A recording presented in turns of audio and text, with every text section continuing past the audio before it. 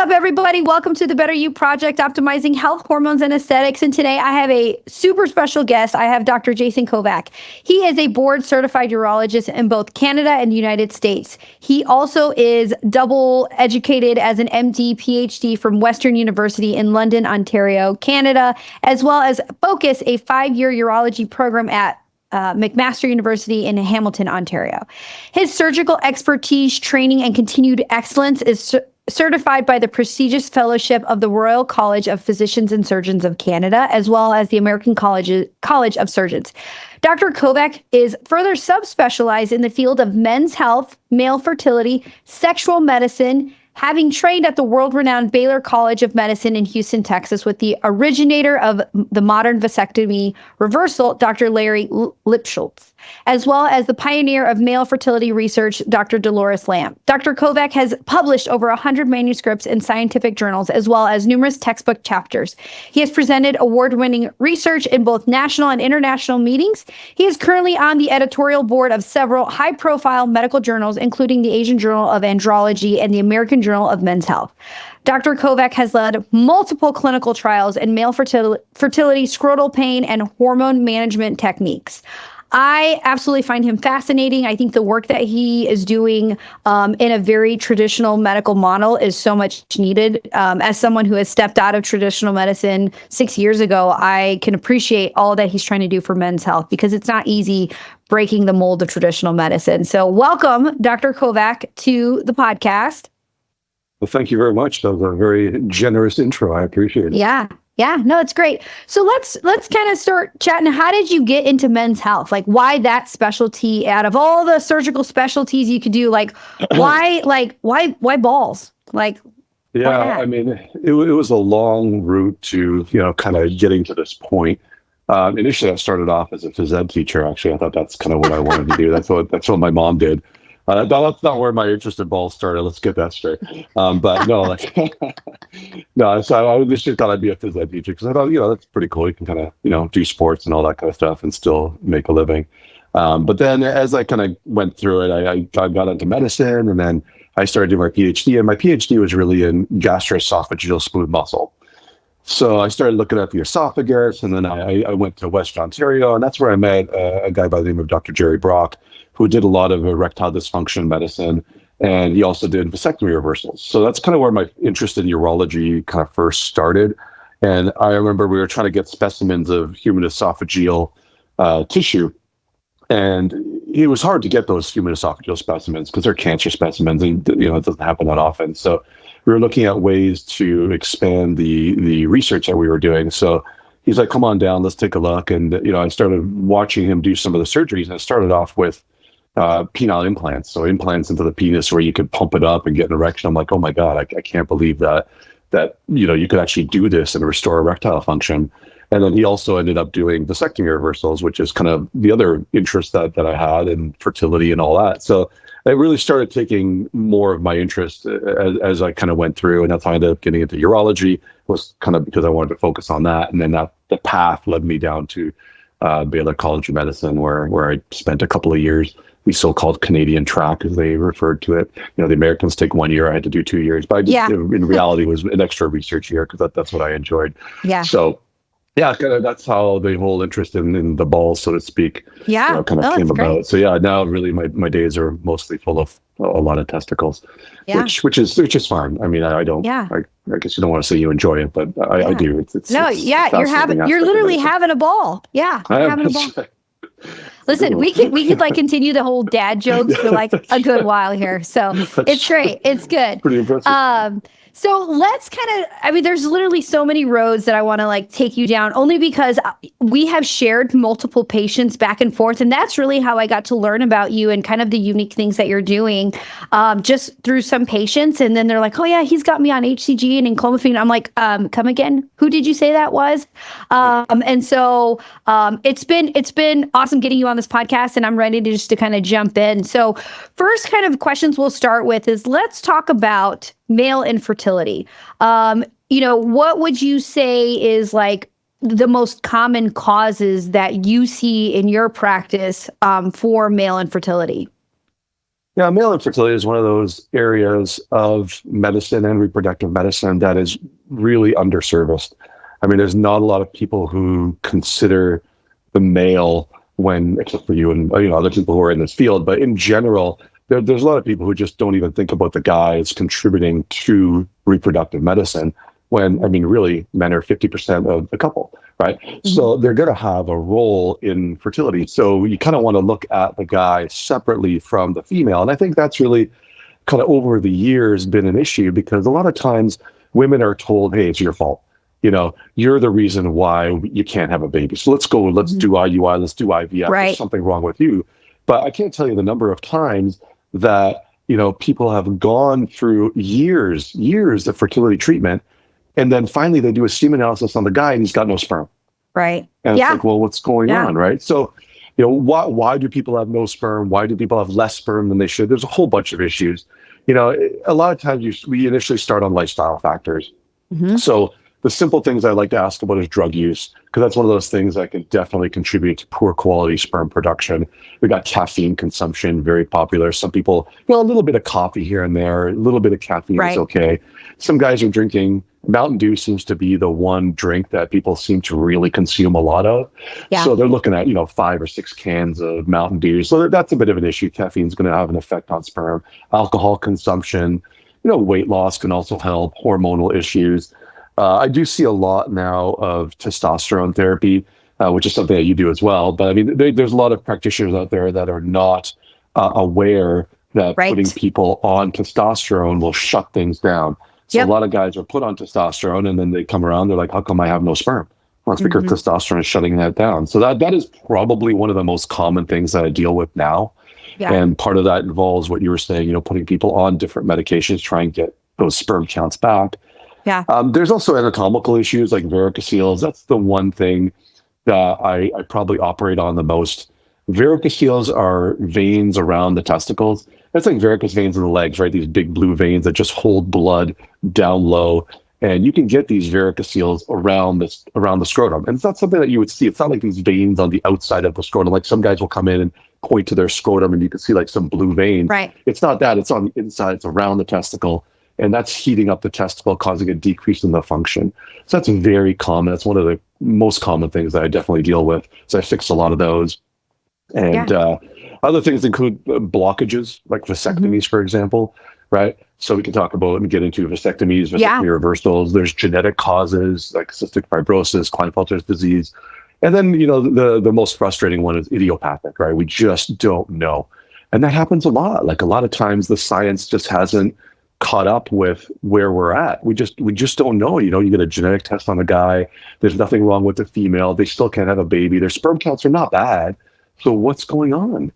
And a lot of different providers will have different approaches on how to deal with that and what to treat. And I take a certain approach. Others might disagree with, but to me it makes sense. And we can talk about that later as well. Sure. The different things that we can do. Yeah. So I think to your point, we had talked a little bit about, and that's kind of how I had found out about you is the testosterone replacement therapy is I think there's a right way to do it. Absolutely. And I think that unfortunately, as it's become more popular, there are a lot of unfortunate practices out there that are not monitoring these things and they're not having those clinical consults with. If we are replacing it exogenously, we're going to shut down that feedback and you're not going to be making it as much. And so then trying to get your wife pregnant or whomever is going to be much more difficult. So let's talk about the difference between endogenous support and what that does from the luteinizing hormone to the pituitary. Let's break that down a little bit. So what does that look like? Yeah, so I mean, there's the hormones in the brain that will tell your testicles to make both sperm and testosterone. So you've got LH and FSH. So the LH is the one that will tell your testicles to make testosterone, and FSH is the one that tells your testicles to make sperm. I just remember that because there's an S in FSH. S is sperm. Oh, that's good. That's good. Super simple. Right. So then when you take testosterone, the body says, hey, I've got enough testosterone. I don't need to make any more LH. So I'm going to shut down my LH, but that's tied to FSH. So then it also shuts down FSH. So you have a guy who's on testosterone, we come in, we do our initial hormone panel, and they've got an LH of 0 and an FSH of 0, and a testosterone that's high like 1,000. And some guys will say, okay, I'm on testosterone. Other men will say nothing because their wives don't know that they're on testosterone. Right. Yeah. So, okay, so that's some skill to navigate that, minefield there. But you can do that and usually end up calling the guys later and being like, okay, look, like, if you're on testosterone, let me know. I can help you. We can get that kind of stuff figured out. So that's exogenous testosterone that will shut things down, especially in terms of sperm production. Right. Right. So in guys who get that type of exogenous testosterone, and as you know, there's all kinds of different ways to do it: gels, creams, injections, nasal gel, pellets, all kinds of different things to raise testosterone. So you're getting it from the outside. The other way would be to boost your internal testosterone by giving medications like Clomid, like HCG. So the easiest way to look at Clomid is that it tricks the body into making more LH and FSH. So if you're on Clomid, instead of having an LH and FSH of 0, you're going to have it elevated. So it's going to be, 15, 20, something like that. So it's sending more signals to the testicle to tell them to make more testosterone and more sperm. So that's one of the ways to boost endogenous production. And, you can have debates about whether, the approach by giving them Clomid will resolve symptoms compared to exogenous testosterone. Everyone has different, views on that. But, even us, I did a paper, I forget how long ago, 6, 7, 9, 10 years ago. But, looking at Clomid compared to testosterone, and symptom-wise, it was very similar in terms of the relief of hypogonadal symptoms. But, when you talk to guys, a lot of times, Clomid just doesn't do it. There's something about the external testosterone. And you then look at their testosterone when they're on Clomid, and it's like 700, 800. You're like, you should be feeling better, but they're not. Yeah. So it's a different way to do it. But there's absolutely nothing wrong with using Clomid. Yeah. I do use it in guys quite frequently to try and make them feel better, because if it works, then it's a great way to preserve sperm function. But it's also a pill. It's easy. It's cheap. Well tolerated. So in younger guys and even older guys, I think using Clomid to raise endogenous testosterone is a completely reasonable way to, raise your own natural T and feel better. Yeah, absolutely. So there's so many good things that you touched on. I'm going to kind of dig through some of them. So in our practice, a lot of times, and then this is just how I was trained, and so I'm very curious to see what you think. We use a lot of enclomiphene versus Clomid. And the way that I was trained, they were saying enclomiphene, we see a less incidence of aromatization with it, and that it's, for lack of a better term, it's like a little bit more of a pure, or it's a little bit cleaner than Clomid, because it's missing some sort of like chemical. The ring, I think it's like the molecular ring around it. So if I have a patient who's listening and they're on enclomiphene and they're like, do I need to be on Clomid instead? I think a lot of practices may use them interchangeably. I see you nodding. So can you talk just a little bit about like the difference between Clomid and enclomiphene? Yeah, I haven't used enclomiphene that much because I think a lot of times the people have been using enclomiphene largely because Clomid became more difficult and more expensive to get. Okay. So a lot of times I use Clomid from a compounding pharmacy because the costs went up significantly from the pharmacy. So it used to be pennies, and now it's like $200 for 3 months worth of Clomid therapy. So, a lot of the training that I had was using Clomid. So I continue to use Clomid simply because I find that the results are pretty good. Okay. I don't have, I don't know if anybody has the data to show for fertility whether enclomiphene is as good as Clomid. I have to look it up. It's been a while since I looked at that data. Yeah. But that's why I mostly use Clomid. Yeah, I don't know. PhD, that might be another study you got to do, is comparing the, you heard it here first. Right. Yeah, that's good. That's good. Let's talk a little bit about HCG. So when would you consider putting someone on HCG versus Clomid? And then when do you pair them together? Yeah, the disadvantage of HCG is that it's an injection and it's more expensive. So again, you can get HCG in numerous different forms from pharmacies that are regular CVS, Walgreens, whatever, in the form of Novarel or Pregnil, or even just HCG. But they come in small bottles and they're expensive. So you can get compounded HCG, and that will allow you to use higher doses which usually you'd need more of. So I don't start with HCG in most cases because guys usually don't like to inject. Same. And the idea of going into a subcutaneous injection compared to a pill is, they don't want to do that. So we start off with the Clomid, and then if they're still not feeling better, then you can introduce them to HCG at that point. So I'll usually, you could use Clomid and then add on a little bit of HCG, which I'll do a little bit of. But mostly I'll kind of wean them off the Clomid because if it doesn't work, it doesn't work. And then we start them on the HCG. But, again, with the costing, that becomes a major factor. So I use HCG as a way to see if we can get their symptoms under control with just using HCG. And if not, then they've already started on a medicine that's telling their testicles to keep working. And then you could introduce testosterone into that mix. Mm-hmm. So I have a lot of HCG testosterone combination patients. And I find that works great to maintain function, to maintain testicular size, and to also give them good energy and drive. And a lot of times, from a dosage point of view, you need a lot less HCG when you're combining it with testosterone. And you could also keep things going in the background with not a lot of HCG. Right. So you can use, for example, 1,000 units of HCG once a week. Mm-hmm. And that's typically enough to keep the sperm counts going, to keep your testicular size going. So in guys who just are not ready to commit to this whole lifelong testosterone, then I'll put them on HCG and see how they do with that. And a lot of times the guys don't mind. And I do try to stagger it as well. So I got them on the testosterone, and 4 days later, I give them the HCG just to kind of stagger those little blips of testosterone that they would get and to keep things working in the background. Yeah. And a lot of guys enjoy that, and it works well. Is there an age limit? Only because, again, having been trained a little bit in this as well, is there an age limit that you would not use Clomid or HCG in an older male? No. There's older guys who want to keep their testicular size. They want to keep function going. And no, I got no problems in using those kind of medications for older guys. One thing that I do try to divert people away from is if they are older, say, I hate to put an age number on older, let's say 70 plus, right? So you got a guy real old. Plus, let's say that. Real old.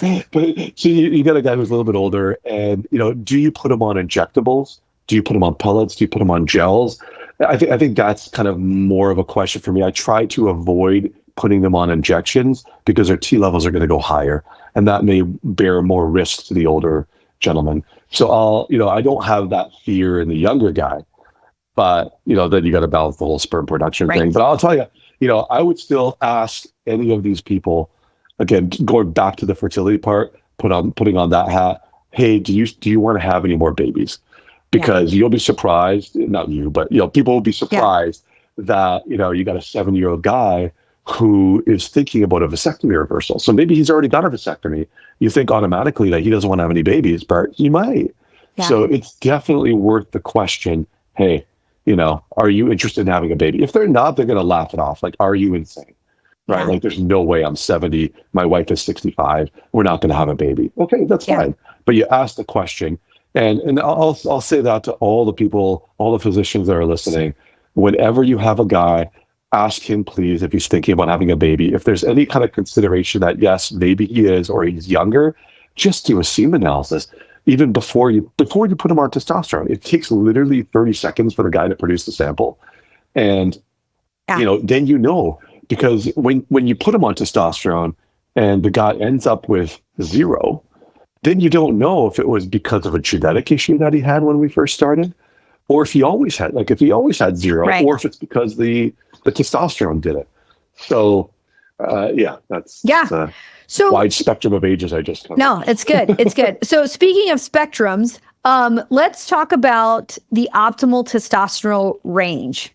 I feel like this is a question I get when I have a man coming to me who's already been on T, and they're like, well, where do you want it to be? It's almost like it's like that first blind date, and they're like, well, what are you planning on doing? Right? Yeah. And so, Right. So I would say, listen, the traditional medicine reference range says anywhere from like 200 to 900, right? And so what I would say is they took the oldest dude on the block and they got a sample there, and then they took the like young healthy stud and got a sample there, and then they took like the 10% confidence interval out, and then that's how they made their bell curve, right? So I want my patients to live in the upper 10% of that reference range. And so that can look like a lot for a lot of different people. So I would say, if I had to pick a number, 700, 800, 900, if they're a little bit more active, or if they have a stressful job. I think about my police officers, my detectives, like those guys, like just from what they do, like they're like burning and churning their adrenals and their cortisol so much that like they need a little bit to kind of recover. So do you have like, what's your number? Like Yeah. I think usually how I would, because you're right, a lot of guys will come in and ask that type of a question. Usually what I'll tell them is that anytime, and you mentioned the range, right? Some labs are 200, 250, 300 to 1,000. Anytime I look at a range that is normal from 300 to 1,000, I think we don't really know what's going on, because that is a gigantic range. Right. So typically, I don't actually care that much about the number, to be honest. Yeah. If a guy feels better at, and there was actually one of the guys who did my fellowship with, Dupree, he published a nice article in the Journal of Urology recently, looking at and breaking down the idea of men's age, with regards to normal testosterone level. And I think when I was at Baylor, we did put out a study looking at guys, I think it was less than 40, looking at 400 as a cutoff. And Jim kind of took that and expanded on it. And, you can find different ranges. So usually guys who are around 40 years old, you're going to find a normal level of around 400. So I would argue that 250 to 300 is a little bit low. Yeah. But, what's a normal level? Whatever the guy feels better at. Because testosterone is such a subjective, specialty. It's the art of medicine, right? Like, how do we know? How can we decide what one person feels better at versus another? So I tend not to look too much at the number, but I would rather look at symptoms. And then you can look at that and take it either way, right? Like, so if a guy is at 1,000 and he still doesn't feel better, what do you do about that? Versus, what if a guy is at 200-300 and he's like, what, I'm okay. I don't need anything. So do you supplement that guy? And there's a little bit of debate about that in terms of, do you supplement someone for other benefits, like blood sugar control, for example? Yeah. Versus, if they feel okay, do you just leave it alone? Yeah. And, a lot of times if people don't need a medication, then it's usually better not to give them one. Sure. Right. So if the guy feels fine, his testosterone is 280, that's low on the blood test, I would just leave it.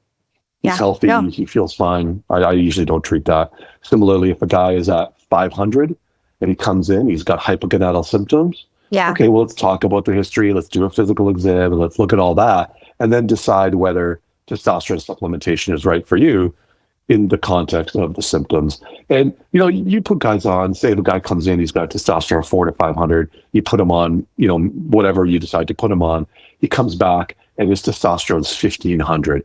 He's like, I still feel like crap. Okay, well, there's probably something else going on there that is not going to be helped by boosting your testosterone to 6,000. Yeah, absolutely. And then you almost get into more like side effect management versus like the optimization piece of it, which is also very frustrating. No, it's so interesting to hear you say that. I will say, being a nurse practitioner, I have to very much practice a little bit more, and I would say on the conservative side, because it's always that, well, they're practicing outside the box and it's above the normal range. And I mean, like, you've got a lot more credentials and net letters behind your name and publications and street cred where you could easily be like, I've been doing, so it is very refreshing to hear you say that, because I feel like many times I'm like, well, I don't want to go before a board and have to defend why I'm doing this, Oh, you're absolutely right. I mean, and even in urology, even in the expert circles, there's debate about all this. Like, do you treat somebody with a high testosterone because their testosterone is normal? So, like, do you treat that? Are you exposing yourself to litigation if something bad happens? Yeah. You got to make sure we get obviously appropriate consent. You make sure you're monitoring the hormones, make sure everything that you're doing is reasonable. So you're not treating for, other reasons as opposed to just getting people to feel better.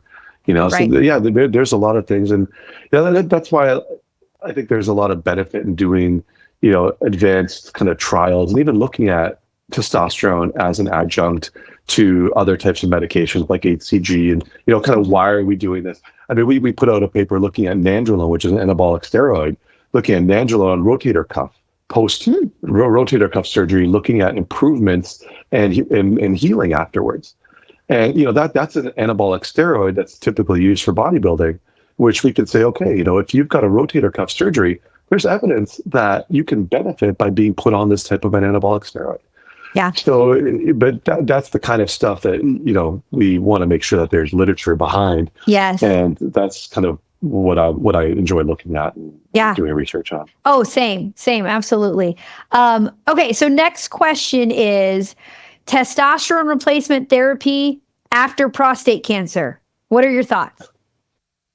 Yeah, I mean, I think it used to be a lot more of a red flag to think of testosterone therapy, and not even after prostate cancer. Maybe even you take that and be like before prostate cancer, elevated PSA. Right. Where do you do that? When do you start doing PSAs on people who are on testosterone? How do you manage PSAs? Do you just do the PSA? Do you do a finger in the bottom end and feel the prostate? What of that do you do? I think looking at the guys who are even who have elevated PSAs, you're watching them, you're seeing kind of what's going on. A lot of the literature now would suggest that treating these men with testosterone is not going to significantly increase their risk of developing prostate cancer. Men who have prostate cancer that's localized, resected, and obviously there's a lot more nuance to a lot of this. I'm not too concerned about putting them on testosterone therapy if they've had a prostatectomy, for example. They don't have nodes outside of their bodies. If they don't have nodes outside their prostate, you got a guy who has lymph node positive disease and metastatic disease. You're not going to put him on testosterone.